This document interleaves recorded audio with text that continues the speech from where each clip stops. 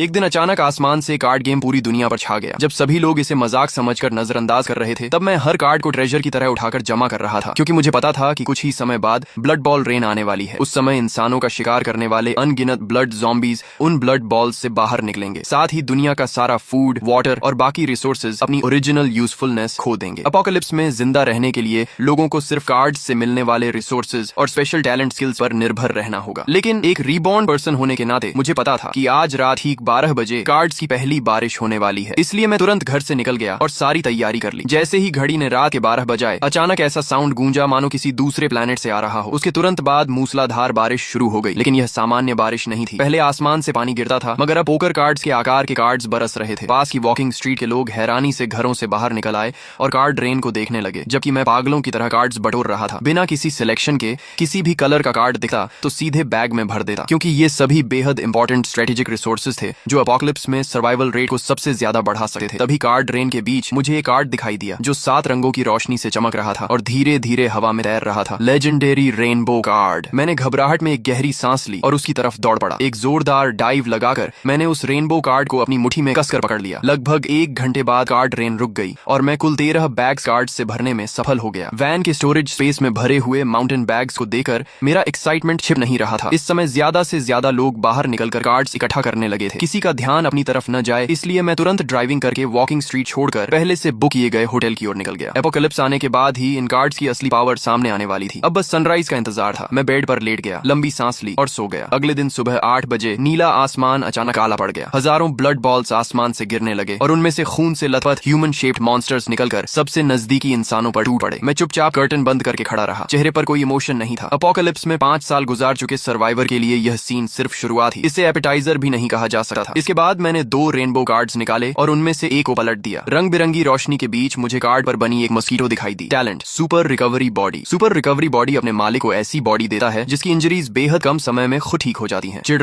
मैंने कार्ड को फाड़ दिया। तुरंत मेरे पूरे शरीर में गर्म एनर्जी फैल गई। ये देखकर मेरे होंठों पर हल्की मुस्कान आ गई। बढ़िया। इसके बाद मैंने दूसरा लेजेंडरी कार्ड पलटा। Item safe house. Safe house 200 square metre क्षेत्र में बना एक इंडिपेंडेंट हाउस है जिसमें एब्सोल्यूट डिफेंस सिस्टम मौजूद है और यह एच बॉम्ब लेवल अटैक तक झेल सकता है। हालांकि सेफ हाउस की डिफेंस बेहद पावरफुल थी, लेकिन उसकी एक बड़ी कमजोरी भी थी, वह मूव नहीं कर सकता था। फिलहाल मेरा किसी एक जगह सेटल्ड होने का कोई इरादा नहीं था, इसलिए मैंने हाउस कार्ड को अपने पास सुरक्षित रख लिया। इसके बाद मैंने 10 गोल्डन कार्ड्स निकाले। कुल मिलाकर इन गोल्डन कार्ड्स की क्वालिटी बहुत हाई थी। चाहे सुपर स्ट्रेंथ हो या हेवी फिस्ट फाइटर, दोनों ही गोल्डन कार्ड्स के T0 लेवल टैलेंट्स थे। तभी अचानक रूम का डोर जोर से टूटकर खुल गया। मैले कुचैले कपड़ों में एक महिला अंदर गिर पड़ी और उसके पीछे 3 ब्लड ज़ॉम्बीज दौड़ते हुए आ गए। वह यंग वुमन चीखते हुए मदद के लिए हाथ बढ़ाने लगी। मैं आगे बढ़ा और सिर्फ 3 पंच में उन ब्लड ज़ॉम्बीज को खत्म कर दिया। महिला इतनी शॉक थी कि काफी देर तक जमीन पर पड़ी तीनों ब्लड ज़ॉम्बीज की बॉडीज को घूरती रही। फिर उसे होश आया और उसने कहा धन्यवाद। मैं उसे देखकर थोड़ा चौंक गया। लिन वार्नर। कितना अजीब संयोग है, अपोकलिप्स के पहले ही दिन उससे मुलाकात हो गई। सच कहूं तो उसने मेरी जान बचाई थी। पिछले जीवन में उसी की मदद से मैं मुश्किल से जिंदा रह पाया था। बाद में हमारा कम्युनिटी एरिया ज़ॉम्बी टाइड द्वारा डिस्ट्रॉय हो गया और फिर मैं उससे कभी नहीं मिला। तभी लिन वार्नर ने हैरानी से पूछा, तुम मुझे जानते हो? बड़ी स्टार हो तुम। मैं तुम्हें कैसे नहीं जानूंगा। मेरी बात सुनकर उसका टेंशन थोड़ा कम हो गया। उसने पूछा, क्या तुम बता सकते हो कि यह सब क्या हो रहा है? ये मॉन्स्टर्स आखिर हैं क्या? मैंने उसे संक्षेप में सब समझाया और फिर टॉपिक बदलते हुए माउंटेन बैग्स की तरफ इशारा किया। यहाँ 10-20 हजार कार्ड्स हैं। अगर मैं अकेले इन्हें सॉर्ट करूंगा तो बहुत समय बर्बाद हो जाएगा। मुझे एक हेल्पर की जरूरत है। क्या तुम मेरी टीम ज्वाइन करना चाहोगी? तुम्हारा काम सिर्फ कार्ड्स को कैटेगरी के हिसाब से सॉर्ट करना होगा और बदले में मैं तुम्हारी सेफ्टी और डेली नीड्स की जिम्मेदारी लूंगा। बाहर का एनवायरनमेंट बेहद डेंजरस था और हर तरफ मॉन्स्टर्स घूम रहे थे, जबकि उसके सामने खड़ा यह आदमी साफ तौर पर बहुत कुछ जानता था। उसके साथ रहना निश्चित रूप से ज्यादा सेफ था, इसलिए उसने तुरंत सिर हिलाकर हामी भर दी। फिर उसने माउंटेन बैग खोलकर सारे कार्ड्स बाहर निकाले और मेरे बताए अनुसार उन्हें अलग अलग कैटेगरीज में सॉर्ट करने लगी। कुछ देर बाद वह मिनरल वाटर की बोतल हिलाते हुए बुदबुदाई। अजीब है, इतना पानी पीने के बाद भी प्यास नहीं बुझ रही। वाटर समेत सारे फूड आइटम्स अब बेकार हो चुके हैं। मैंने बेड पर रखे व्हाइट कार्ड्स की तरफ इशारा किया। अब सब कुछ कार्ड से मिलेगा। वाटर कार्ड ढूंढो और उसे फाड़ दो। अगले ही पल उसने एक वाटर कार्ड निकाला और उसे फाड़ दिया। तुरंत उसके हाथ में एक छोटी वाटर बॉटल प्रकट हो गई। कितना अमेजिंग है, वह हैरानी से बोली और एक ही सांस में पूरा पानी पीकर फिर कार्ड्स सॉर्ट करने लगी। दोपहर के करीब 12 बजे तक बाहर की सड़क शांत थी। तभी अचानक इंसानों की एक टीम वहां दिखाई दी। उनके पीछे 10 से ज्यादा यंग मेन और वुमेन चल रहे थे और सभी के पास वेपन्स थे। आसपास के ब्लड ज़ॉम्बीज ने जैसे ही इंसानों को देखा, वे गरजते हुए उनकी तरफ दौड़ पड़े। लेकिन उस टीम की कॉम्बैट पावर बेहद जबरदस्त थी। दर्जनों ब्लड ज़ॉम्बीज उनके करीब पहुंचने से पहले ही टुकड़ों में काट दिए गए। उधर ब्लड ज़ॉम्बीज गिरे ही थे कि इधर विंडो के पास खड़ी लिन वार्नर तमाशा देखते हुए उत्साहित होकर चिल्ला उठी, वाह ये लोग कितने पावरफुल हैं, हम यहाँ हैं, हेल्प। मैं तुरंत भौहें सिकोड़कर उसकी तरफ देखने लगा, लेकिन अब कुछ करने में देर हो चुकी थी, क्योंकि पूरी टीम की नजर एक साथ हमारी तरफ हो चुकी थी। कुछ ही देर बाद वह टीम होटल लॉबी में पहुंच गई। जो वेन बेहद एक्साइटेड होकर बोला, लिन वानर, मैं आपका फैन हूँ। मैंने कभी नहीं सोचा था कि न्यू सिटी में बिजनेस ट्रिप के दौरान आपसे मुलाकात हो जाएगी। तभी लिन वानर ने शिष्टता से पूछा, नमस्ते, आप लोग कहाँ जाने वाले हैं? जो वेन ने तुरंत जवाब दिया, बिल्कुल ब्लड ज़ॉम्बीज का शिकार करने और कार्ड्स हासिल करने। उन ब्लड ज़ॉम्बीज के शरीर में कार्ड्स होते हैं। अगर लक अच्छा रहा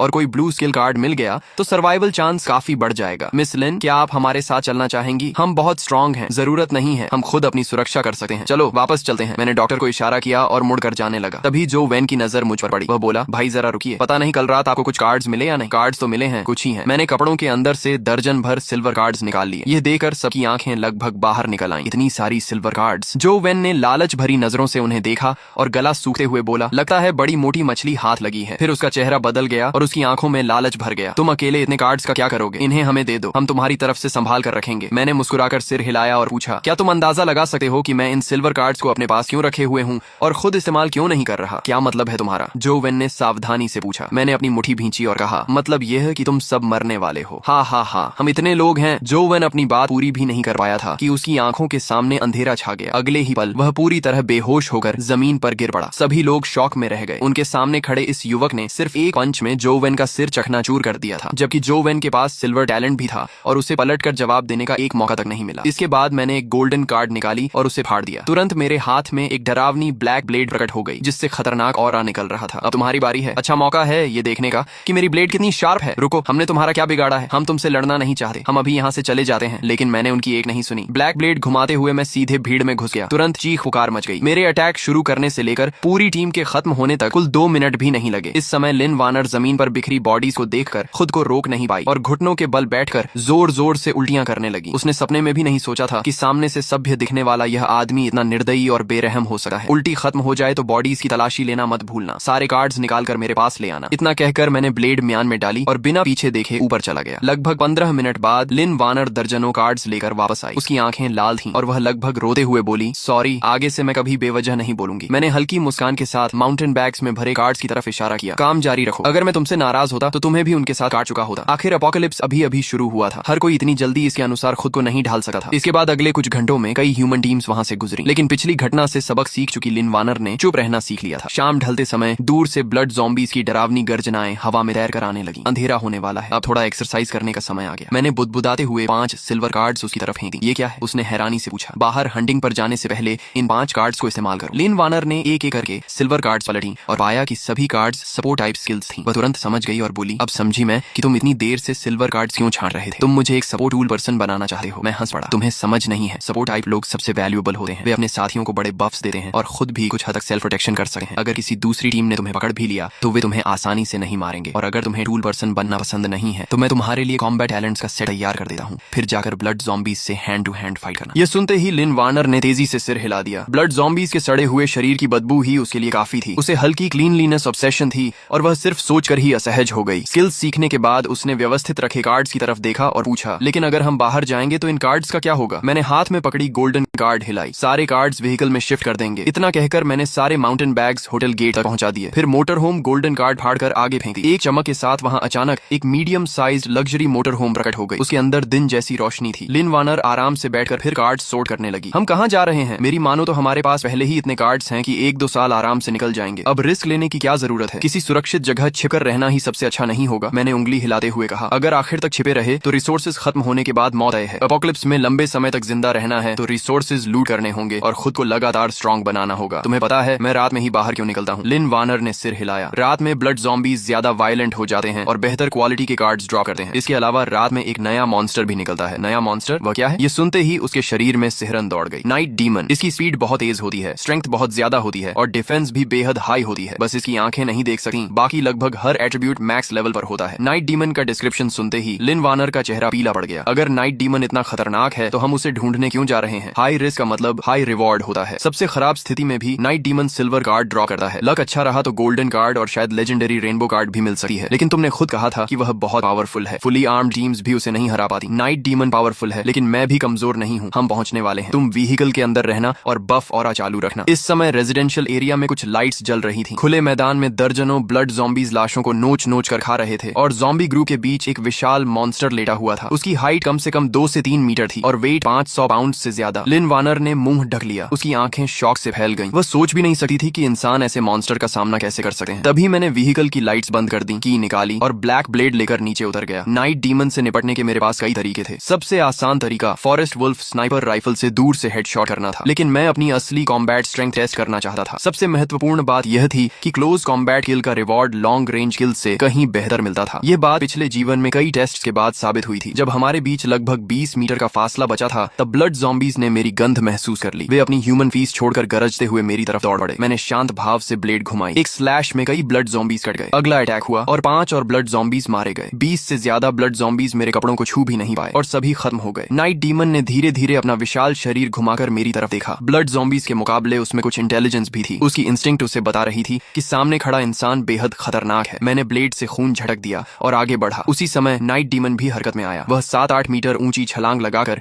मेरी तरफ झपटा। उसके 2 फुट लंबे शार्प क्लॉज हवा चीरते हुए मेरी तरफ आए। मैंने तेजी से स्लाइड किया और उसके शरीर के नीचे घुस गया। फिर ब्लैक ब्लेड को पूरी ताकत से ऊपर की तरफ घोंप दिया। बिना किसी सस्पेंस के ब्लेड उसके शरीर को आर पार चीरती हुई निकल गई। नाइट डीमन जमीन पर गिर पड़ा, लेकिन वह अभी मरा नहीं था। वह दर्द से तड़पते हुए जमीन पर बुरी तरह छटपटाने लगा। मैं तुरंत आगे बढ़ा और नाइट डीमन को फाइनल ब्लो देकर पूरी तरह खत्म कर दिया। जल्द ही इस छोटी बैटल का लूट सामने आ गया। White cards 9, green cards 4, blue cards 2 और सिल्वर कार्ड्स 3। सच कहूं तो लूट काफी पुअर था। मैं बिल्कुल सेटिस्फाइड नहीं था, लेकिन अभी सिर्फ शाम के 7 बजे थे और पूरी रात अभी बाकी थी। इसके बाद मैं व्हीकल चलाकर आगे बढ़ता रहा। तभी अचानक मैंने जोर से ब्रेक लगा दी। लिन वार्नर समझ गई कि जरूर कुछ हुआ है। वह जल्दी से आगे आई। विंडो से बाहर देखते ही उसने ऐसा सीन देखा जिसे वह जिंदगी भर नहीं भूल पाएगी। लगभग 200 मीटर दूर एक 5-6 मीटर ऊंचा विशाल ब्लड रेड हार्ट लगातार धड़क रहा था। उसके चारों तरफ 100 से ज्यादा ब्लड ज़ॉम्बीज बिना किसी डायरेक्शन के इधर उधर घूम रहे थे। लिन वार्नर ने घबराकर अपना मुंह ढक लिया। उसकी आंखों में फियर और शॉक साफ दिखाई दे रहे थे। ये क्या है? Blood nest. मेरी बात सुनकर लिन वार्नर कुछ पल के लिए जड़ हो गई और उसके चेहरे पर चिंता छा गई। क्या तुम उस चीज से लड़ने का इरादा रखते हो? इतनी जल्दी किस बात की? मैं ड्राइवर सीट पर बैठ गया और दूर से उस विशाल ब्लड नेस्ट को ध्यान से देखने लगा। असल में मेरी ओरिजिनल प्लान ये थी कि मैं सीधे ईस्ट डायरेक्शन में ड्राइव करके पड़ोसी सी सिटी जाऊं और वहां अपने एक पुराने फ्रेंड को ढूंढूं। लेकिन प्लान्स हमेशा रियलिटी के अनुसार नहीं चलते। इस क्रॉस रोड पर अचानक यह इवॉल्विंग जायंट ब्लड नेस्ट दिखाई दे गया। ऐसी अपॉर्चुनिटी छोड़कर जाना मेरे लिए नामुमकिन था, क्योंकि इवॉल्व्ड ब्लड नेस्ट से मिलने वाले रिवॉर्ड्स और ड्रॉप रेट सामान्य ब्लड नेस्ट या नाइट डीमन से 10 गुना से भी ज्यादा वैल्यूएबल होते हैं। लेकिन फिलहाल एक ही प्रॉब्लम थी। मुझे नहीं पता था कि ब्लड नेस्ट को एवोल्यूशन पूरी करने में कितना टाइम लगेगा। समय धीरे धीरे गुजरता गया। देखते ही देखते कई घंटे बीत गए। तभी अचानक वे ब्लड ज़ॉम्बीज जो अब तक सुस्त और बेपरवाह घूम रहे थे, जैसे किसी चीज को महसूस कर बैठे, वे सभी एक साथ क्रॉस रोड के दाईं तरफ मुड़े और जोर जोर से गरजते हुए वहां की ओर दौड़ पड़े। अगले ही पल लगातार गनफायर की आवाजें गूंज उठी। गोलियों की बौछार में ब्लड ज़ॉम्बी ग्रुप ऐसे फटने लगा मानो पुराने कपड़े के टुकड़े हवा में उड़ रहे हों। मैंने मिलिट्री बिनोक्यूलर्स निकाली और ध्यान से देखने लगा। लेंस के अंदर एक ह्यूमन टीम दिखाई दी। वे सभी ब्लू कॉम्बैट यूनिफॉर्म पहने हुए थे और उनके हाथों में गन्स थी। तभी लिन वार्नर ने धीरे से पूछा, क्या ब्लड नेस्ट अब उनसे छिन जाएगा? मैंने बिनोक्यूलर्स नीचे रखी और सिर हिलाया। इतना आसान नहीं है। इंसानों की मौजूदा स्ट्रेंथ के हिसाब से हाई लेवल ब्लड नेस्ट को डैमेज पहुंचाना बहुत मुश्किल है, खासकर यह वाला जो साफ दिखाई दे रहा है कि जल्द ही ब्लैक हार्ट में इवॉल्व होने वाला है। अगर उन्होंने बिना सोचे समझे अटैक किया तो उनकी मौत बेहद बुरी होगी। इस समय क्रॉस रोड पर टीम का लीडर वांग फंग था। उसे जरा भी अंदाजा नहीं था कि उसकी डेथ करीब आ चुकी है। वह आराम से राइफल कंधे पर रखे ब्लड नेस्ट के सामने पहुंचा और हंसते हुए बोला, वाह, इतना बड़ा ब्लड नेस्ट मैंने पहले कभी नहीं देखा। अगर इसे मार दिया तो ढेर सारे अच्छे कार्ड्स मिलेंगे। फीमेल टीम मेंबर ली यान ने तुरंत याद दिलाया, ब्रदर वांग, हमारे पास एमओ कार्ड्स ज्यादा नहीं बचे हैं। क्या सच में हम उन्हें इस ब्लड नेस्ट पर वेस्ट करेंगे? बुलेट्स को बचाकर इस्तेमाल करना चाहिए। वांग फंग मुस्कुराया और बोला, बुलेट्स नहीं, हम इसका इस्तेमाल करेंगे। इतना कहकर उसने पॉकेट से कई ग्रीन कार्ड्स निकाली। कार्ड्स देखते ही बाकी टीम मेंबर्स की आंखें चमक उठी। इसी समय लिन वार्नर ने अपनी बड़ी आंखें झकाई और पूछा, क्या ये लोग मोलोटोव कॉकटेल्स से ब्लड नेस्ट को जला सकते हैं? मैंने जवाब दिया, नॉर्मल ब्लड नेस्ट के खिलाफ बड़ी संख्या में मोलोटोव कॉकटेल्स काम कर सकती हैं, लेकिन इस तरह के इवॉल्विंग ब्लड नेस्ट के खिलाफ नहीं। मोलोटोव तो छोड़ो, एक्सप्लोसिव्स और डेटोनेटर्स का इफेक्ट भी काफी कम हो जाएगा। ये लोग सब यहीं खत्म हो जाएंगे। उधर वांग फंग और उसकी टीम ने ब्लड नेस्ट के चारों तरफ सैकड़ों मोलोटोव कॉकटेल्स रख दिए। फिर वे कुछ दूरी पर पीछे हट गए और एक बॉटल पर गन फायर कर दी। जोरदार एक्सप्लोजन हुआ और एक विशाल फायरबॉल बनकर पूरे ब्लड नेस्ट को निगल गया। तभी एक टीम मेंबर ने अचानक कुछ अजीब देखा और चिल्लाया, ब्रदर वांग, देखो, मोलोटोव्स का उस पर कोई खास असर नहीं हो रहा, सिर्फ उसकी आउटर शेल जली है। वांग फंग ने ध्यान से देखा। सचमुच ब्लड नेस्ट की सिर्फ बाहरी लेयर काली हुई थी। इसके अलावा उसे कोई बड़ा डैमेज नहीं पहुंचा था। ये चीज इतनी टफ कैसे हो सकती है? अगले ही पल लियान का चेहरा सफेद पड़ गया। उसने हाथ में पकड़े डिटेक्शन डिवाइस को देखा और चीख उठी, बुरा हो गया, बहुत सारे ब्लड ज़ॉम्बीज आ रहे हैं, हम गिर चुके हैं। उसकी बात खत्म होते ही शांत क्रॉस रोड की चारों दिशाओं से हजारों ब्लड ज़ॉम्बीज निकल आए। वे लड़खड़ाते हुए टीम को चारों तरफ से घेरने लगे। ब्लड नेस्ट की चीख सुनकर आए ये ब्लड ज़ॉम्बीज ऐसे लग रहे थे जैसे किसी राजा को बचाने दौड़ती हुई सेना हो। वे पागलों की तरह टीम पर टूट पड़े। फायर! वांग फंग ने आदेश दिया। पूरी टीम ने बैक टू बैक पोजीशन लेकर फायरिंग शुरू कर दी। बुलेट्स की बारिश से ब्लड ज़ॉम्बीज झुंड के झुंड गिरने लगे। तभी एक दर्दनाक खौफनाक चीख सुनाई दी। एक मेल टीम मेंबर मैगजीन बदल रहा था कि अचानक एक ब्लड ज़ॉम्बी ने उसे पकड़ लिया और सीधे ज़ॉम्बी हॉर्ड के अंदर घसीट ले गया। कुछ ही सेकंड्स में उसे टुकड़ों में नोच डाला गया। बाकी 6 लोगों के चेहरे डर से बदल गए। मेरे पीछे आओ, वंग फंग ने डायरेक्शन चुनी और तुरंत एक सिल्वर कार्ड फाड़ दी। उसके हाथ में सैमुराई सोर्ड आ गई। वह पूरी ताकत से ज़ॉम्बी हॉर्ड पर टूट पड़ा। एक ही स्लैश में 7-8 ब्लड ज़ॉम्बीज कट गए। इस तरह 6 लोगों की टीम वंग फंग को सेंटर बनाकर ज़ॉम्बी हॉर्ड के बीच से खून की राह बनाते हुए आगे बढ़ने लगी। ये सब मैं शुरू से अंत तक देख रहा था और मुझे हंसी भी आ रही थी और हैरानी भी। क्रॉस रोड पर 4 डायरेक्शंस थी। इन्हें कहीं भी भागना था, लेकिन पता नहीं क्यों सीधे मेरी तरफ ही आ गए। लगता है उन्होंने हमें देख लिया है, लिन वानर ने चिंता से कहा। मैं बिल्कुल शांत रहा और बस इतना बोला, सारे कार्ड्स छिपा दो, गेस्ट्स आने वाले हैं। एस्केप के दौरान वंग फेंग और उसकी टीम ने नेचुरली उस मजबूत मोटर होम को देख लिया था। उनकी आंखों में एक्साइटमेंट चमक उठी। जल्दी दरवाजा खोलो, हमारी मदद करो। मैंने लिन वानर को डोर खोलने का इशारा किया। जैसे ही 6 लोग हांफते हुए मोटर होम के अंदर घुसे, मैंने डोर बंद किया और एक्सेलरेटर दबा दिया। मोटर होम बुलडोजर की तरह आगे बढ़ी और सामने मौजूद दर्जनों ब्लड ज़ॉम्बीज को उड़ा दिया। फिर हम दूसरी डायरेक्शन में निकल गए। हा हा हा, वंग फंग जोर जोर से हंसने लगा। वह अपनी जान बचने पर बेहद खुश था। फिर उसने व्हीकल का इंटीरियर देखा और घबराई हुई लिन वानर पर नजर डाली। अचानक वह चौंक गया। तुम लिन वानर हो? लिन वानर ने सिर हिलाया। हाँ, वांग फंग उत्साहित होकर बोला। यकीन नहीं होता कि अपोकलिप्स में भी किसी लाइव सेलिब्रिटी से मुलाकात हो जाएगी। फिर उसने मेरी तरफ देखा और कहा, फ्रेंड, तुम्हारी लक काफी अच्छी है। इतनी शानदार मोटर होम मिली है, कम से कम गोल्ड ईयर की होगी। बहुत बढ़िया, हमारी जान बचाने के लिए थैंक्स। लेकिन अगर एक अच्छा काम कर ही दिया है तो पूरा कर दो। ये मोटर होम भी हमें दे दो, तुम्हारे हाथ में इसका कोई फायदा नहीं। तभी लिन वानर गुस्से से बोली, तुम लोग इतने शेमलेस कैसे हो सकते हो? हमने तुम्हारी जान बचाई और तुम बदले में यही कर रहे हो। वांग फंग हंस पड़ा। ये वर्ल्ड अपोकलिप्स में बदल चुका है। यहाँ कौन ग्रेटिट्यूड और रिवेंज की बातें करता है? इतने इनोसेंट मत बनो। तुमने हमारी हेल्प की है, इसलिए मैं तुम्हें नहीं मारूंगा। बस व्हीकल छोड़कर नीचे उतर जाओ। मैं मुस्कुराया। सब कुछ बिल्कुल मेरी एक्सपेक्टेशन के अनुसार हो रहा था। तुम लोग तो काफी काइंड निकले। वांग फंग ने भौहें सिकोड़कर पूछा, क्या कहा? लेकिन उसके सवाल पूरा होने से पहले ही मिलिट्री डैगर उसकी गर्दन काट चुकी थी। वांग फंग की आंखें फैल गईं। उसका शरीर कंट्रोल खो बैठा और वह सीट से नीचे गिर पड़ा। अगले ही पल मैंने उसके हाथ से पिस्टल छीनी और बेहद प्रैक्टिस किए हुए अंदाज में सेफ्टी हटाकर ट्रिगर दबा दिया। 10 सेकंड से भी कम समय में व्हीकल के अंदर पूरी शांति छा गई। इसके बाद मैंने मोटर होम वापस उसी जगह मोड़ दी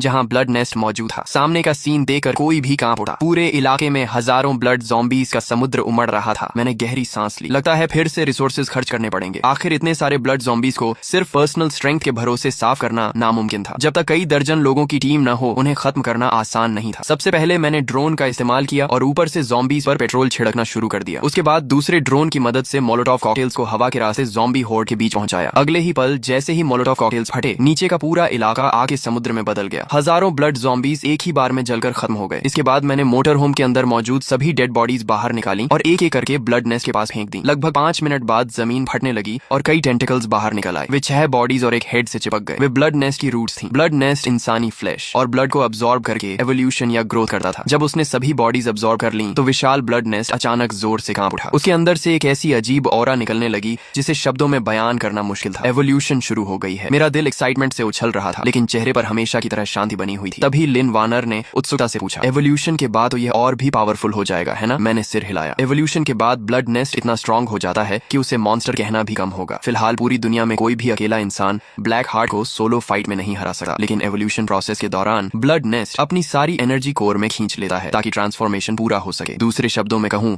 तो यही उसका सबसे वीक मोमेंट होता है। इस समय उसकी डिफेंस सामान्य ब्लड नेस्ट से ज्यादा नहीं होती और उसे मारना सबसे आसान होता है। इसके बाद मैं ब्लैक ब्लेड लेकर सीधे ब्लड नेस्ट की तरफ बढ़ गया। ब्लेड ने उसकी आउटर शेल को ऐसे काट दिया जैसे गर्म चाकू मक्खन को काटा है। ब्लड नेस्ट का अंदरूनी हिस्सा पूरी तरह दिखाई देने लगा। ऊपर से नीचे तक सैकड़ों स्ट्रेंज फ्लैश पॉड्स बेतरतीब तरीके से लगे हुए थे। मैं उसके अंदर गहराई तक पहुंचा और जल्द ही मुझे वह हार्ट मिल गया जो हवा में तैर रहा था और धीरे धीरे अपना कलर बदल रहा था। जैसे ही हार्ट पूरी तरह ब्लैक कलर में बदल गया, मैंने बिना एक पल गंवाए ब्लेड चलाई और ब्लैक हार्ट को काटकर अलग कर दिया। फिर मैं तुरंत मुड़ा और तेजी से मोटर होम की तरफ भाग गया। व्हीकल के अंदर लिन वानर की आंखों में क्यूरियोसिटी भरी हुई थी। क्या यही ब्लैक हार्ट है? मैंने सिर हिलाया और ब्लैक हार्ट को डाइनिंग टेबल पर रख दिया। फिर गहरी सांस लेते हुए बोला, यह ब्लैक हार्ट है, अपोकलिप्स के शुरुआती दौर का सबसे प्रेशियस रिसोर्स। जैसे ही मैंने ब्लेड से उसे 2 हिस्सों में बांटा, ब्लैक हार्ट तुरंत राख बनकर बिखर गया। लेकिन जहां वह रखा था वहां कार्ड्स का एक बड़ा स्टैक दिखाई दिया। कुल मिलाकर वहां दर्जन भर से ज्यादा कार्ड्स थी। मैंने उत्साह में अपने हाथ रगड़े और कार्ड्स को एक एक करके देखने लगा। उनमें 2 रेनबो कार्ड्स थी और 6 गोल्डन कार्ड्स। बाकी कार्ड्स भी कम वैल्यूएबल नहीं थी। 6 गोल्डन कार्ड्स में से फूड कार्ड और बायोलॉजिस्ट टैलेंट फिलहाल मेरे किसी काम की नहीं थी, लेकिन बाकी 4 गोल्डन कार्ड्स असली T0 लेवल टैलेंट थी। इसके बाद मैंने पहली रेनबो कार्ड पलटी। उसका डिस्क्रिप्शन पढ़ते ही मेरी प्यूपल्स सिकुड़ गई। Talent spirit control art. ये टैलेंट अपने ओनर को स्पिरिचुअल एनर्जी कंट्रोल करने की एबिलिटी देती है। रिक्वायरमेंट 8 मेरिडियंस अनलॉक होना जरूरी। ये रेनबो कार्ड्स में भी गॉड ईयर टैलेंट थी, लेकिन कंडीशन बहुत स्ट्रिक्ट थी, इसलिए अभी इसे सीखना संभव नहीं था। मैंने स्पिरिट कंट्रोल आर्ट को संभाल कर रख दिया और दूसरी रेनबो कार्ड उठाई। जैसे ही मैंने उसका डिस्क्रिप्शन पढ़ा, मैं खुद को हंसने से रोक नहीं पाया। Equipment, electronic protection bracelet. जब तक इसमें पावर है तब तक यूजर आसानी से नहीं मरेगा। पिछले जीवन में मैंने किसी को यह ब्रेसलेट इस्तेमाल करते देखा था। इसे चार्ज करने के लिए सिल्वर बैटरी कार्ड्स की जरूरत पड़ती थी। फुल चार्ज होने के बाद यह 3 फेटल अटैक्स तक ब्लॉक कर सकता था। इसका मैकेनिज्म सीधा था। एनिमी का अटैक ब्रेसलेट के शील्ड द्वारा अब्सॉर्ब कर लिया जाता था। बेशक इसकी भी लिमिट थी। अगर अटैक उसकी डिफेंस कैपेसिटी से ज्यादा पावरफुल हो तो शील्ड फेल हो जाता था, लेकिन सामान्य स्थिति में यह एक पैसिव सुपर शील्ड जैसा था। मैंने तुरंत ब्रेसलेट निकालकर अपनी रिस्ट पर पहन लिया। फिर टैक्टिकल वेस्ट से 3 सिल्वर बैटरी कार्ड्स निकाली। जैसे ही ब्रेसलेट की 3 ग्रीन एनर्जी बार्स फुल हुई, मुझे जबरदस्त सेंस ऑफ सिक्योरिटी महसूस हुआ। कुछ सोचकर मैंने पिस्टल लिन वानर की तरफ बढ़ाई, फिर अपनी फॉरहेड की तरफ इशारा करते हुए कहा, मुझ पर फायर करो। लिन वानर शॉक में पड़ गई। क्या? चिंता मत करो, मैं सिर्फ ब्रेसलेट की डिफेंस टेस्ट करना चाहता हूँ। मैं अपनी जान के साथ गेम नहीं खेल रहा। शूट करो। मेरे बार बार कहने पर उसने दांत भींचे और ट्रिगर दबा दिया। बैंग! बुलेट मेरी फॉरहेड के पास पहुंचते ही एक ट्रांसपेरेंट शील्ड में समा गई और बिना कोई निशान छोड़े गायब हो गई। मैंने ब्रेसलेट की तरफ देखा। जैसा उम्मीद थी, उसकी एक एनर्जी बार कम हो चुकी थी। इस समय लिन वानर के चेहरे पर सिर्फ शॉक नहीं था, बल्कि पेन भी साफ दिखाई दे रहा था। कारण जानने पर मैं खुद को हंसने से रोक नहीं पाया। असल में पिस्टल की रिकॉइल इतनी स्ट्रॉन्ग थी कि उसके रिस्ट जॉइंट में चोट लग गई थी। सच में तुम बहुत फ्रेजाइल हो। मैंने उसे सहारा देकर डाइनिंग एरिया में बैठाया और उसकी रिस्ट वापस सही पोजीशन में सेट कर दी। लगा है फायर आर्म्स तुम्हारे लिए सूटेबल नहीं है, तुम्हें क्रॉसबो इस्तेमाल करना चाहिए। लिन वानर ने अपनी रिस्ट हल्के से मलते हुए कहा, जब मैं शूटिंग कर रही थी तब एक बार मैकेनिकल बो की ट्रेनिंग ली थी। क्या तुम्हारे पास ऐसा कुछ है? मैंने मुस्कुराते हुए जवाब दिया, सिर्फ एक नहीं, काफी सारे हैं। फिर मैंने सिल्वर कार्ड्स निकाली। कुल 6 सिल्वर मैकेनिकल क्रॉसबोज थी। उनकी फंक्शंस और पावर बिल्कुल सेम थी। फर्क सिर्फ इतना था कि हर क्रॉसबो की कलर कोटिंग अलग अलग थी। अच्छा। लिन वानर ने बेहद स्किल्ड तरीके से मैकेनिकल क्रॉसबो उठाया, बो स्ट्रिंग खींची और एरो सेट किया। सिर्फ स्विश की आवाज आई और एरो एक लाइट स्ट्रीम की तरह उड़ता हुआ गया। वह इतनी एक्यूरेसी से टारगेट पर लगा कि इलेक्ट्रिक पोल से लगभग 3 मीटर दूर पड़े डस्टबिन में जाकर धंस गया। कमाल है, मैंने थम्स अप दिखाया। मेरी तारीफ सुनकर लिन वानर का चेहरा शर्म से लाल हो गया। बहुत समय से प्रैक्टिस नहीं की थी, मुझे एक बार और ट्राई करने दो। मैंने तुरंत रोक दिया, अभी नहीं, पहले ये कार्ड्स इस्तेमाल करो फिर प्रैक्टिस करना। मैंने पहले से अलग रखी हुई कुछ सिल्वर कार्ड्स उसकी तरफ बढ़ाई। उनमें talent, attack speed mastery, talent, precision, talent, long range shooting और स्किल मास्टर आर्चर शामिल थे। लिन वानर अविश्वास से मुझे देखने लगी। ये सारी कार्ड्स मेरे लिए हैं। मैंने सिर हिलाया। हाँ, आगे मिलने वाले मॉन्स्टर्स लगातार स्ट्रॉन्ग होते जाएंगे। मुझे एक रिलायबल टीममेट चाहिए। ये सुनते ही उसके गाल और लाल हो गए। वह अच्छी तरह जानती थी कि पिछले 2 दिनों में उसने आखिर किया ही क्या था। पहला काम कार्ड सॉर्ट करना, दूसरा काम कार्ड सॉर्ट करना, तीसरा काम फिर से कार्ड सॉर्ट करना। लेकिन ये सोचकर कि अब वह मेरे साथ शोल्डर टू शोल्डर फाइट कर सकेगी, उसके दिल में खुशी भर गई। थैंक यू मुझ पर भरोसा करने के लिए। इसके बाद सिल्वर टैलेंट्स के बफ मिलने के कारण उसकी एक्यूरेसी और एरो पावर कई गुना बढ़ गई। स्टैटिक टारगेट पर उसका हिट रेट सीधे 95% तक पहुंच गया, जबकि मूविंग टारगेट पर भी 77% था। अफसोस सिर्फ इतना था कि आसपास के सारे ब्लड ज़ॉम्बीज पहले ही साफ हो चुके थे, वरना मैं उसकी रियल कॉम्बैट परफॉर्मेंस देखना चाहता था। इस शानदार दिन की सक्सेस सेलिब्रेट करने के लिए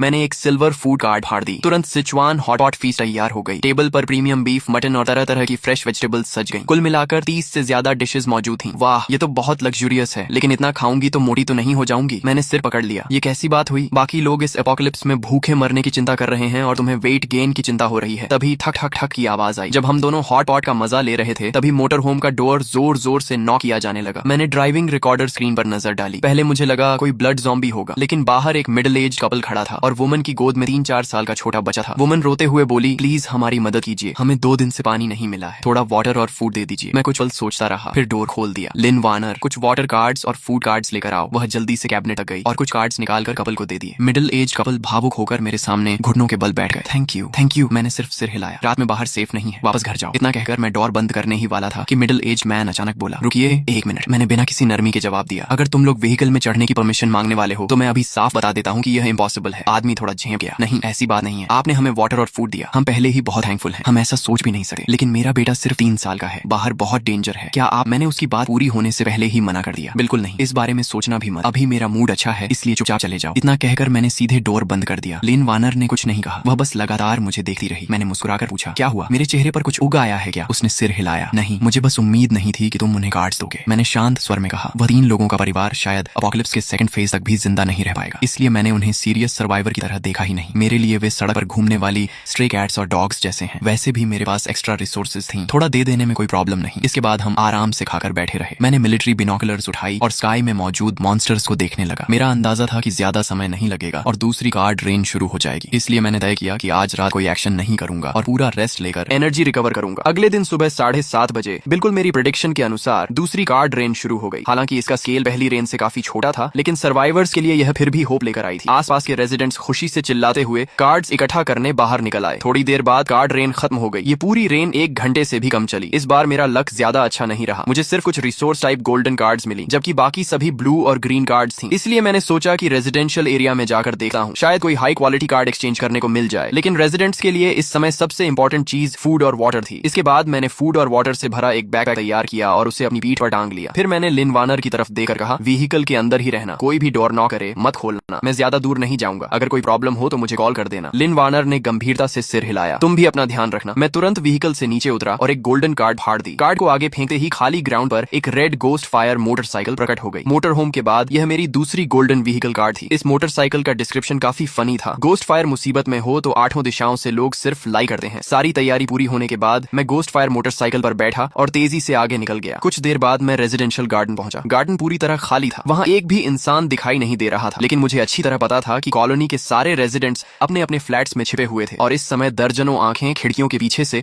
मुझे चुपचाप देख रही थीं। मैं तुम लोगों के लिए कोई थ्रेट नहीं हूँ, मैं सिर्फ ट्रेड करने आया हूँ। मेरे पास फूड कार्ड्स और वाटर कार्ड्स की बड़ी क्वांटिटी है। मैं इन्हें फूड के अलावा किसी भी ग्रीन कार्ड या ब्लू कार्ड के बदले एक्सचेंज करना चाहता हूँ। अगर किसी के पास सिल्वर कार्ड या गोल्डन कार्ड है तो मैं और भी अच्छा रेट देने को तैयार हूँ। अपनी सिंसेरिटी दिखाने के लिए मैंने खुद बैग खोला और अंदर भरी रिसोर्स वाइट कार्ड्स बाहर निकालकर सबको दिखा दी। ऐसा मौका बार बार नहीं मिलेगा। मैं यहाँ ज्यादा देर रुकने वाला भी नहीं हूँ। कुछ देर तक आवाज लगाने के बाद अपार्टमेंट बिल्डिंग के अंदर से लोग सावधानी से बाहर निकलने लगे। जल्द ही मैंने 1000 से ज्यादा रिसोर्स वाइट कार्ड्स के बदले 300 से ज्यादा ब्लू और ग्रीन कार्ड्स हासिल कर ली, जिनकी यूजफुलनेस ज्यादा नहीं थी। जब एक्सचेंज लगभग खत्म हो गया तो मैं वापस जाने की तैयारी करने लगा। तभी पीछे से एक जानी पहचानी आवाज सुनाई दी, रेनबो कार्ड, तुम इसे कैसे एक्सचेंज करोगे, कैसे एक्सचेंज करोगे? ये सुनते ही मैं कुछ पल के लिए फ्रीज हो गया। मैंने तुरंत पीछे मुड़कर देखा, सामने वही आदमी खड़ा था जो पिछली रात मुझसे फूड मांगने आया था, वांग गुई। मैंने खुद को संभाला और धीरे से पूछा, तुम्हारे पास रेनबो कार्ड है? कार्ड का नाम क्या है? वांग गुई ने धीमी आवाज में कहा, स्पेस रिंग। ये सुनते ही मैंने गहरी सांस खींची। स्पेस रिंग, ये एक एब्सोल्यूट स्ट्रेटेजिक इक्विपमेंट थी। क्या तुम मेरी व्हीकल में चलकर आराम से बात करना चाहोगे? मुझे लगा वह मना कर देगा, लेकिन उसने बस एक छोटी सी हूं की आवाज निकाली और सीधे मेरी गोस्ट फायर मोटरसाइकिल पर बैठ गया। अगले ही पल उसने भूत जैसी शांत आवाज में कहा, कार्ड मैंने कहीं छिपा दी है, अगर तुम मुझे मार भी दोगे तो तुम्हें कुछ नहीं मिलेगा। मैं कुछ पल के लिए चौंका, फिर मुस्कुरा दिया। मोटर होम के अंदर पहुंचने के बाद मैंने लिन वार्नर से कहा कि वांग गुई को एक कप कॉफी और करी बीफ राइस दे दे। वांग गुई ने बिना कोई फॉर्मेलिटी दिखाए खाना पकड़ लिया और भूखे जानवर की तरह खाने लगा। मैं बिल्कुल भी जल्दी में नहीं था, उसके पूरा खाने का इंतजार किया और फिर बोला, अब ट्रेड की बात कर सकते हैं, तुम बदले में क्या चाहते हो? वांग गुई ने आंखें पोंछी और बोला, मुझे कोई कार्ड नहीं चाहिए, मुझे बस तुमसे 3 लोगों को मारना है। मेरी भौहें सिकुड़ गईं, कुछ तो गड़बड़ थी। क्या हुआ? वांग गुई की आंखें खाली थी। मेरी वाइफ मर गई, मेरा बेटा भी मर गया। ये सुनते ही लिन वार्नर शॉक में पड़ गई। क्या कल रात तो वे ठीक थे, अचानक ऐसा कैसे हो गया? वांग गुई की आवाज कांप उठी। मेरी वाइफ और बेटे को मारने वाले हु दाजुन, वंग जिचेंग और जो यून हैं। उन्होंने बारी बारी से मेरी वाइफ को टॉर्चर किया और मेरे बेटे का गला घोंट दिया। अगले ही पल वांग गुई अचानक बेकाबू हो गया। उसने टेबल पर मुट्ठी दे मारी और चिल्लाया, मैं उन्हें मरते हुए देखना चाहता हूँ, बस उन्हें मार दो, रेनबो कार्ड तुम्हारी होगी, प्लीज मेरी मदद करो। मैं जानता हूँ कि तुम्हारे पास यह करने की पावर है। मैंने कुछ देर तक उस आदमी को देखा जो दर्द और ग्रीफ से टूट चुका था। फिर शांत स्वर में बोला, मैं तुम्हारी डील एक्सेप्ट करता हूँ और एक एक्स्ट्रा कंडीशन भी दूंगा। अगर सिचुएशन ने अलाउ किया तो तुम्हें खुद रिवेंज लेने का मौका मिलेगा। इसके बाद मैंने अपनी वॉच देखी, ब्लैक ब्लेड उठाई और खड़ा हो गया। मेरे साथ चलो। 5 मिनट बाद मैं वांग गुई को लेकर फिर उसी रेजिडेंशियल एरिया में पहुंच गया। मैं उससे पूछने ही वाला था कि वे लोग कहाँ रहते हैं, तभी उसने मेरा हाथ पकड़ लिया। उसका शरीर कांप रहा था। वो वही है, सामने वही लोग हैं। मैंने नजर उठाई, सामने से 3 यंग मैन हमारी तरफ आ रहे थे। तभी हुदाजुन मुस्कुराया, अरे वांग गुई वापस आ गया। वांग गुई की आंखें खून की तरह लाल थीं। तुम लोगों ने मेरी वाइफ और बेटे को मारा है, इनकार मत करना, किसी ने सब देखा है। हुदाजुन हंस पड़ा, किसने कहा कि मैं इनकार करूंगा? हाँ, मैंने ही मारा है, तो क्या कर लोगे? तभी वंग जिचेंग भी हंसे हुए बोला, एक बात माननी पड़ेगी, तुम्हारी वाइफ कमाल की थी। तुम्हें अंदाजा भी नहीं है कि जब हम उसके साथ थे तो वह कितनी कोऑपरेटिव थी। वांग गुई का दिमाग पूरी तरह टूट गया। मैं तुम लोगों को मार डालूंगा, वह पागलों की तरह आगे झपटा, लेकिन मैंने उसे पकड़ लिया। मेरे चेहरे पर कोई इमोशन नहीं था। किसी की वाइफ के साथ जबरदस्ती करना, फिर मर्डर करना और यहाँ तक कि छोटे बच्चे को भी नहीं छोड़ना। तुम लोग सच में नीचे गिर चुके हो। हुदाजुन ने मुझे घूरते हुए कहा, तो तुम इसे रिवेंज दिलाने आए हो? उसके चेहरे पर साफ चैलेंज था। उसी समय उसके साथ खड़े दोनों लोगों ने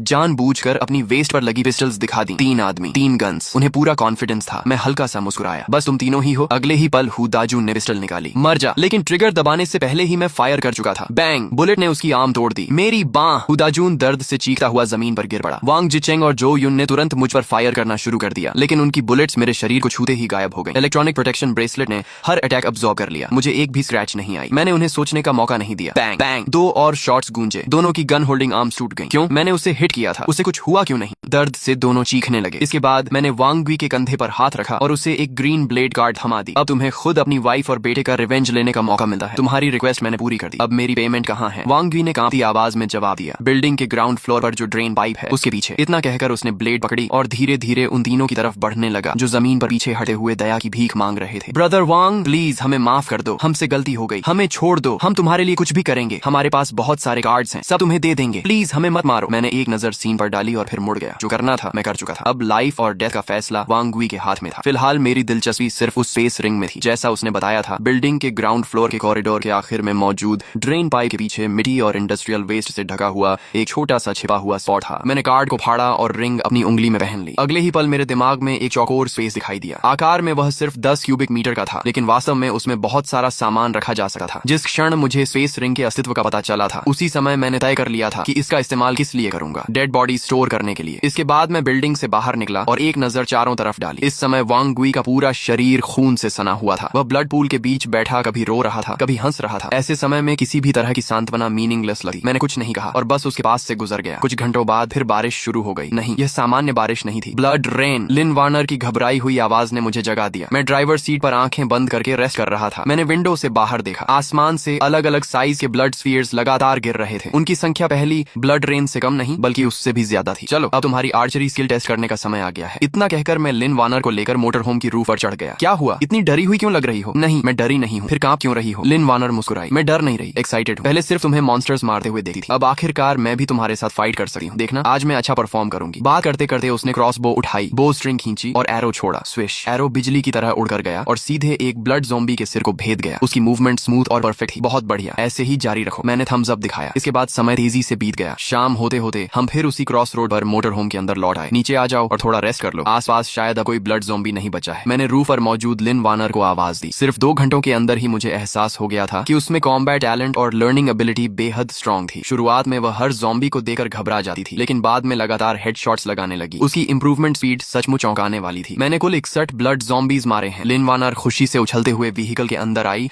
और अचीवमेंट बताने लगी। मैं मुस्कुराया। कमाल है। अब जाकर कपड़े बदलो, नहा लो और फिर खाना खाते हैं। थोड़ी देर बाद वह फ्रेश होकर वापस आई। उसने साफ व्हाइट शर्ट पहन रखी थी और हेयर ड्रायर से बाल सुखाते हुए पूछा, क्या हम आज रात यहाँ से निकलने वाले हैं? मैंने सिर हिलाया। हाँ, अंधेरा होने के बाद हम रास्ता साफ करते हुए आगे बढ़ेंगे। अभी अभी ब्लड रेन हुई है, इसलिए सिटी के हर हिस्से में ब्लड ज़ॉम्बीज और ब्लड नेस्ट की भरमार होगी। रिसोर्सेज कलेक्ट करने का इससे अच्छा मौका नहीं मिलेगा। तभी व्हीकल के बाहर से वांग गुई की आवाज सुनाई दी। चिन लैंग, क्या तुम अंदर हो? मैं थोड़ा हैरान हुआ। मुझे उम्मीद नहीं थी कि यह आदमी अभी तक जिंदा होगा और उससे भी ज्यादा हैरानी इस बात की थी कि उसकी गोद में एक हाफ कॉन्शियस छोटा लड़का था। मैंने डोर खोला और उसे अंदर आने दिया। ये बच्चा कौन है? वांग गुई ने दुखी स्वर में कहा। अपोकलिप्स शुरू होने से पहले इसकी माँ बिजनेस ट्रिप पर बाहर गई हुई थी और अब उसका कोई कांटेक्ट नहीं हो पा रहा। कुछ समय पहले इसके पिता को मॉन्स्टर्स ने मार डाला। फिर उसने लड़के की तरफ देखकर कहा, इसे ब्लड ज़ॉम्बी ने काट लिया है। क्या तुम इसे बचा सकते हो? मैंने भौहें सिकोड़ लीं। कुछ घंटे पहले वाला टूटा हुआ वांग गुई अब पहले जैसा नहीं लग रहा था। साफ दिखाई दे रहा था कि इस बच्चे की वजह से उसे जीने का नया रीजन मिल गया था। लेकिन सिल्वर सीरम कार्ड्स बेहद प्रेशियस थी। मेरे पास भी सिर्फ 10-15 ही बची थी। मेरे पास कार्ड्स हैं, मैं एक्सचेंज कर सकता हूँ। वांग गुई ने जल्दबाजी में पॉकेट से ब्लू और ग्रीन कार्ड्स का ढेर निकाल लिया। मैंने सवाल बदल दिया, तुम लोगों ने ब्लड ज़ॉम्बीज को कैसे रोका? कॉलोनी में अभी कितने लोग बचे हैं? वांग गुई ने लंबी सांस छोड़ी। मैंने सबको बिल्डिंग के अंदर डिफेंसिव पोजीशन लेने का सजेशन दिया था, नहीं तो जल्दी या देर से सब मर जाते। अच्छी बात यह रही कि लोगों ने मेरी बात मान ली, लेकिन हमारी स्ट्रेंथ बहुत कमजोर थी। ब्लड ज़ॉम्बीज को खत्म करने के लिए आधे से ज्यादा लोगों की जान चली गई। अब शायद सिर्फ 30 या 40 लोग ही बचे हैं और उनमें भी ज्यादातर यंग पीपल हैं जो फाइट करने की हिम्मत रखते हैं। मेरी बात सुनकर वांग गुई कुछ पल के लिए चुप हो गया। फिर जैसे उसे कुछ समझ में आया, उसका चेहरा एक्साइटमेंट से भर गया। हाँ, जो लोग मेरे साथ लड़ रहे थे वे सभी यंग हैं, बहुत ब्रेव हैं। उनमें से कुछ ने टैलेंट्स भी अपग्रेड किए हैं। क्या तुम वह बात पूरी भी नहीं कर पाया था कि मैं हल्का सा हंस पड़ा? इतना एक्साइटेड मत हो, मैंने तो बस कैजुअल क्वेश्चन पूछा था। वांग गुई के चेहरे पर तुरंत डिसअपॉइंटमेंट आ गया। रात में बाहर डेंजर है, मैं तुम्हें वापस छोड़ देता हूँ। इसके बाद मैंने मोटर होम स्टार्ट की और वांग गुई वो उस छोटे लड़के को रेजिडेंशियल एरिया तक छोड़ने गया। मैं वांग गुई के साथ अंदर जाकर देखा हूँ, तुम व्हीकल का ध्यान रखना। मैंने लिन वार्नर को निर्देश दिया और वांग गुई के साथ अंदर चला गया। सिक्योरिटी हॉल के अंदर मौजूद यंग सर्वाइवर्स ने मुझे देखते ही उत्साह दिखाया। बिग ब्रदर, क्या आप हमारी मदद करने आए हैं? बोलने वाला यंग मैन मुझे पहचान में आ गया। वही लड़का था जिसने दोपहर में सबसे पहले मुझसे कार्ड एक्सचेंज किया था। उसकी गर्लफ्रेंड उसके पीछे कांपती हुई खड़ी थी। दोनों के कपड़ों पर मिट्टी और खून के दाग लगे हुए थे। उनसे काफी बदबू भी आ रही थी, लेकिन इसके लिए उन्हें दोष नहीं दिया जा सकता था। जब वाटर कार्ड्स इतनी रेयर हों तब कोई भी उन्हें नहाने में वेस्ट नहीं करता। ज्यादातर लोग उन्हें सिर्फ पीने के लिए बचा कर रखते थे। मैं बस देखने आया हूँ। इतना कहकर मैंने पूरे हॉल पर नजर दौड़ाई और धीरे से सांस छोड़ी। वांग गुई झूठ नहीं बोल रहा था। यहाँ आधे से ज्यादा लोग सचमुच मर चुके थे। मैंने कैजुअल अंदाज में पूछा, मैं थोड़ी देर में यहाँ से निकल जाऊंगा, उसके बाद तुम लोग क्या करने वाले हो? वांग गुई तुरंत आगे बढ़ा। मिस्टर चिन, आप कहाँ जा रहे हैं? क्या आप हमें अपने साथ नहीं ले जा सकते? अगर हम यहाँ रहे तो जल्दी या देर से मॉन्स्टर्स हमें मार डालेंगे। सिर्फ आपके साथ रहने पर ही हमारे पास सर्वाइवल की होप है। बिग ब्रदर, प्लीज हमें भी अपने साथ ले चलिए। प्लीज हमारी मदद कीजिए। सब लोग खड़े हो जाओ, बैठकर बात मत करो। जब सभी लोग खड़े हो गए तो मैंने हाथ उठाकर उन्हें शांत किया। अगर तुम लोग सच में मेरे साथ चलकर सर्वाइवल का रास्ता ढूंढना चाहते हो तो यह इम्पॉसिबल नहीं है, लेकिन पहले 3 रूल्स मानने होंगे। मुझे हमेशा कड़वी बातें पहले ही साफ साफ बोलना पसंद है। इसके बाद रात और भी गहरी हो गई। टूटी फूटी सड़कों से भरे शहर के बीच एक मोटर होम धीरे धीरे आगे बढ़ रही थी। उसके पीछे एक पूरी टीम चल रही थी। कुल मिलाकर 30 से ज्यादा लोग थे। सभी अंधेरे में चुपचाप व्हीकल का पीछा कर रहे थे। आज रात कैरावैन की लक अच्छी भी थी और खराब भी। अच्छी बात यह थी कि उन्हें रास्ते में सबसे बड़ा ब्लड ज़ॉम्बी ग्रुप सिर्फ 20 से कुछ ज्यादा ज़ॉम्बीज का मिला। खराब बात भी यही थी कि उन्हें सबसे बड़ा ब्लड ज़ॉम्बी ग्रुप सिर्फ 20 से कुछ ज्यादा ज़ॉम्बीज का ही मिला। मतलब रास्ते में बड़े थ्रेट्स नहीं मिले और हाई क्वालिटी रिवॉर्ड्स भी नहीं मिले। आखिरकार मोटर होम एक बड़े शॉपिंग मॉल के सामने जाकर रुक गई। वांग गुई, कुछ लोगों को लेकर अंदर जाओ और चेक करो, अगर कोई डेंजर दिखे तो तुरंत वापस निकल आना। वांग गुई ने जल्दी से 5 यंग सर्वाइवर्स को साथ लिया और सावधानी से मॉल के अंदर चला गया। यह मेरा पहला रूल था, मेरी हर कमांड बिना किसी क्वेश्चन के फॉलो करनी होगी। कुछ मिनट बाद वांग गुई दौड़ता हुआ वापस आया। उसके चेहरे पर खुशी साफ दिखाई दे रही थी। बॉस, मॉल का फर्स्ट फ्लोर पूरी तरह सेफ है। लगता है किसी ने पहले यहाँ शेल्टर बनाया था। आज रात हम यहीं रेस्ट कर सकते हैं। मैंने सिर हिलाया। अच्छा, अब कार्ड्स कलेक्ट करो। ये मेरा दूसरा रूल है। सभी कार्ड्स टीम लीडर के पास जमा होंगी और फाइनल डिस्ट्रीब्यूशन मैं करूंगा। जो भी कार्ड्स छिपाएगा उसे टीम से तुरंत निकाल दिया जाएगा। वांग गुई ने तुरंत एक बड़ा स्टैक मेरी तरफ बढ़ा दिया। सब कार्ड्स यहाँ हैं। हालांकि उनमें 99% व्हाइट कार्ड्स और ग्रीन कार्ड्स थी। ब्लू कार्ड्स बहुत कम थी। फिर भी उन्हें देखकर मेरी आंखें चमक उठी। उम्मीद नहीं थी कि रास्ते भर की लड़ाइयों से इतनी अच्छी हार्वेस्ट मिलेगी। मैंने कुछ कार्ड्स अलग की और वांग गुई को वापस दे दी। इन्हें सब लोगों में बांट दो और ये क्लोथ्स और वेपन्स भी। उन्हें समय निकाल कर नहाने और कपड़े बदलने दो। ये कार्ड्स मैं पहले से तैयार करके लाया था। इनमें फूड, वाटर, डेली सप्लाईज और जरूरत की लगभग हर चीज मौजूद थी। यहाँ तक कि शैम्पू, बॉडी वॉश और दूसरी पर्सनल आइटम्स भी थी। जब वांग गुई उन्हें मॉल के अंदर ले गया और सर्वाइवर्स को कार्ड्स इस्तेमाल करने दी तो कई लोगों की आंखों में आंसू आ गए। खासकर टीम की कुछ वुमेन बेहद इमोशनल हो गईं। उन्हें शेल्टर के अंदर सैनिटरी पैड्स और क्लीन क्लोथ्स मिले। वे इतनी खुश थीं कि लगभग घुटनों पर बैठकर रो पड़ी। बाद में जब सबने पेट भरकर खाना खाया, हॉट वाटर से बाथ लिया, साफ कपड़े पहने और सॉफ्ट बेडिंग पर लेटे तो पूरे दिन की थकान एक पल में गायब हो गई। उस समय हर किसी के मन में सिर्फ एक ही विचार था, यह सब करना वर्थ इट था। आखिरकार उन्हें रात में डर डर कर सोने की जरूरत नहीं थी। वे फिलहाल सेफ थे। उसी समय मैं अपनी बेड पर लेटा आंखें बंद करके रेस्ट कर रहा था। मैंने उनसे पहले ही साफ कह दिया था कि सामान्य परिस्थितियों में मैं उनकी सेफ्टी की रिस्पॉन्सिबिलिटी लूंगा, लेकिन अगर कभी ऐसा थ्रेट सामने आया जिसे मैं खुद हैंडल नहीं कर सकता तो मैं बिना हिचकिचाहट उन्हें छोड़कर निकल जाऊंगा। अगर कोई इस कंडीशन को एक्सेप्ट नहीं कर सकता तो वह अभी टीम छोड़ सकता है। अगली सुबह करीब 10 बजे 5 घंटे की नींद और आराम के बाद सभी लोगों की फिजिकल कंडीशन और मेंटल स्टेट काफी इंप्रूव हो चुकी थी। ऐसा लग रहा था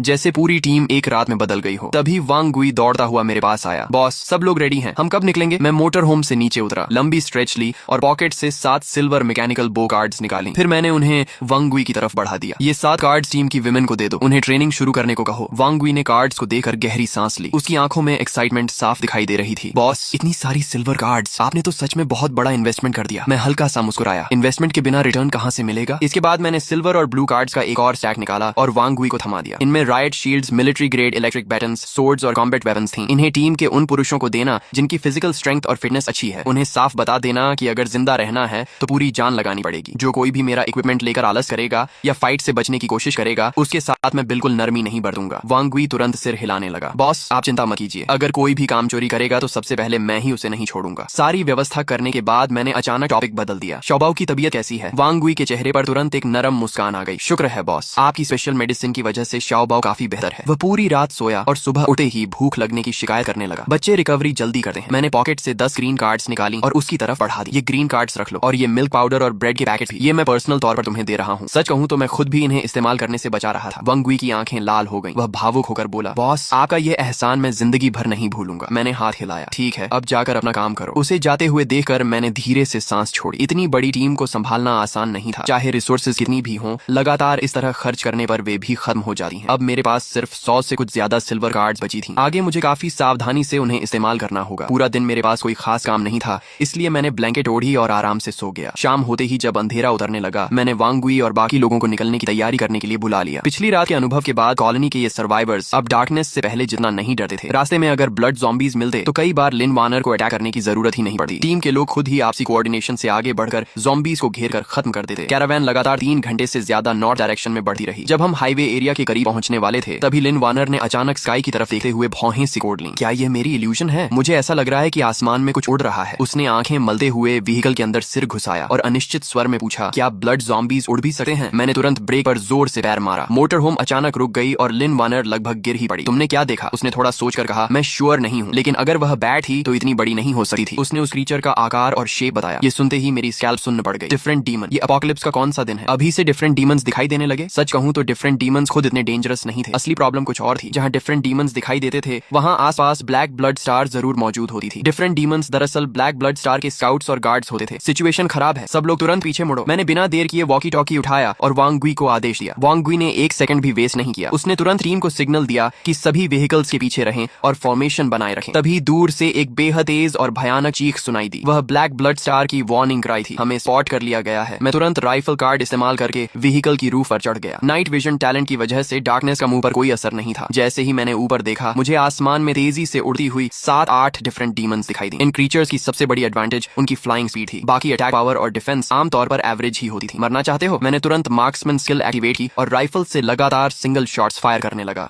कुछ ही सेकंड में 7 डिफरेंट डीमंस के सिर उड़ गए। वे एक एक करके पास के वीट फील्ड में गिर पड़े। बॉस, क्या हुआ? वांग वी के चेहरे पर टेंशन साफ दिखाई दे रही थी। मैंने गंभीर स्वर में कहा, सब लोग तैयार हो जाओ, बैटल शुरू होने वाली है। फिर मैंने राइफल, कुछ एक्स्ट्रा बुलेट्स और कई मोलोटॉव कार्ड्स वांग वी की तरफ फेंक दी। अपने लोगों की सुरक्षा करना। वांग वी ने तुरंत उन्हें पकड़ लिया। समझ गया बॉस। इसके बाद उसने शाओबाओ के सिर पर प्यार से हाथ फेरा। छोटा लड़का डरी हुई आवाज में बोला, अंकल मुझे डर लग रहा है। वांग वी ने उसे अपनी तरफ खींच लिया और नरम स्वर में कहा, डर मत, अंकल यहीं है। अंकल तुम्हारी रक्षा जरूर करेगा। तूफान आने से पहले हमेशा मौत जैसी खामोशी होती है। आ गए। मेरी प्यूपल्स सिकुड़ गईं। सड़क के आखिर में ब्लड ज़ॉम्बीज का एक विशाल हॉर्ड दिखाई दिया। वे इतने ज्यादा थे कि उनकी संख्या का अंदाजा लगाना भी मुश्किल था। हजारों ब्लड ज़ॉम्बीज एक दूसरे को धक्का देते हुए आगे बढ़ रहे थे। उनके मुंह से अजीब और डरावनी चीखें निकल रही थीं। ज़ॉम्बी हॉर्ड के बीच कई नाइट डीमंस भी मौजूद थे। वे साफ तौर पर इस हॉर्ड के लीडर्स लग रहे थे। बाकी ज़ॉम्बीज पागलों की तरह दौड़ रहे थे, लेकिन नाइट डीमंस आराम से उनके पीछे पीछे चल रहे थे। ये लड़ाई आखिर कैसे जीतेंगे? वांग वी ने मिलिट्री बिनोकुलर्स से सामने का नजारा देखा और अनजाने में गाली निकल गई। लेकिन जब उसने व्हीकल की रूफ पर खड़े मुझे देखा, जहां मेरे चेहरे पर डर का नामो निशान नहीं था, तो उसका दिल कुछ हद तक शांत हो गया। उसने होंठ चाटे और धीरे से बुदबुदाया, आ जाओ, जितने आना है आ जाओ, आज सबको खत्म कर देंगे। तभी अचानक एक भयानक चीख गूंजी। टीम में मौजूद लगभग 50 साल का एक आदमी नाइट डीमन के स्नीक अटैक का शिकार हो गया। उसका सिर एक झटके में चकनाचूर कर दिया गया। सभी लोग सामने वाले ज़ॉम्बी होर्ड पर ध्यान दे रहे थे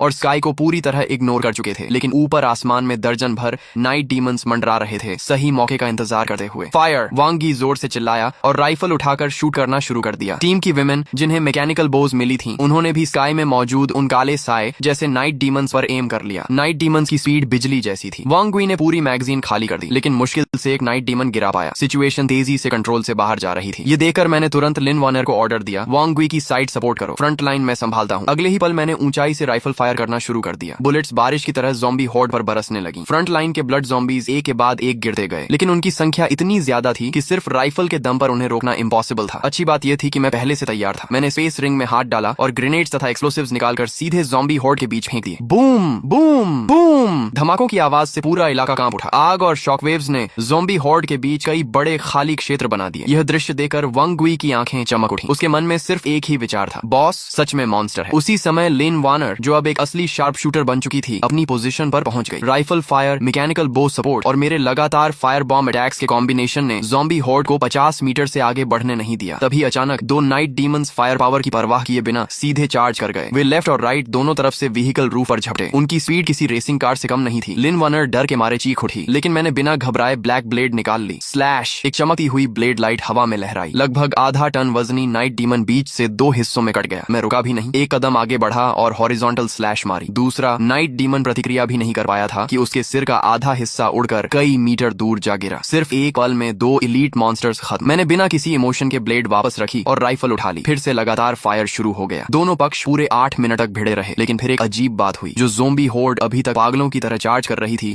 वह अचानक पीछे हटने लगी। वे उसी तरह रिट्रीट कर रहे थे जैसे समुद्र की लहरें किनारे से लौटी हैं। यह देखकर मैंने हाथ उठाकर सभी को सीज फायर का सिग्नल दिया। फिर टीम पर नजर डाली। रिजल्ट उम्मीद से कहीं बेहतर था। शुरुआत में स्नीक अटैक का शिकार हुए उस एक आदमी को छोड़कर टीम का कोई और मेंबर नहीं मरा था। इसके बाद मैं व्हीकल रूफ से नीचे कूदा और बैटलफील्ड पर लूट कलेक्ट करने लगा। जल्द ही 2 गोल्डन कार्ड्स मेरे हाथ लगी। इस बैटल में तो जबरदस्त प्रॉफिट हुआ है। उधर वांग वी बाकी लोगों को लेकर बैटलफील्ड क्लीन करने लगा। कुछ ही देर में 200-300 कार्ड्स कलेक्ट करके मेरे पास ला दी गई। सेफ्टी के लिए मैंने तुरंत पूरी टीम को टर्न अराउंड करने और ओरिजिनल रूट पर वापस लौटने का ऑर्डर दिया। आधे घंटे से ज्यादा ट्रैवल करने के बाद जब मुझे यकीन हो गया कि हम ब्लैक ब्लड स्टार के टेरिटोरी से बाहर निकल चुके हैं, तब मैंने सभी को रुककर कैंप लगाने की परमिशन दी। इतनी बड़ी और खतरनाक बैटल के बाद लोगों की आंखों में पहले से कहीं ज्यादा कॉन्फिडेंस था। वे सिर्फ जिंदा नहीं बचे थे, बल्कि सैकड़ों ब्लड ज़ॉम्बीज को मार भी चुके थे। उस रात टीम के हर सर्वाइवर के दिल में सिर्फ एक ही विश्वास था, बॉस के पीछे चलोगे तभी जिंदा रहोगे। यही अब उनका सबसे मजबूत फेथ बन चुका था। इस समय मोटर होम के अंदर तेज रोशनी जल रही थी। मैंने नरम बीफ का एक टुकड़ा काटकर मुंह में रखा